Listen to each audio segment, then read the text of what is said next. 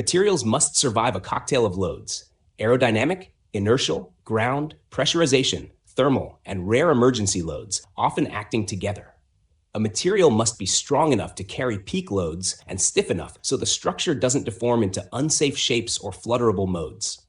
Because aircraft experience millions of pressure and load cycles, materials must resist progressive crack initiation and slow crack growth over the design life. Materials must tolerate the operating environment: salt, humidity, chemicals, and temperature swings, or be easy to protect and repair. Designers assume damage will appear. Materials and details must let the structure carry safe loads long enough for detection and repair. Good structural materials are those whose damage can be found reliably and fixed reliably. Inspectability and proven repair methods are part of the material's fit for aircraft use. Materials and structural details must meet formal certification rules, damage tolerance, fatigue tests, proof loads, and include conservative safety margins accepted by regulators.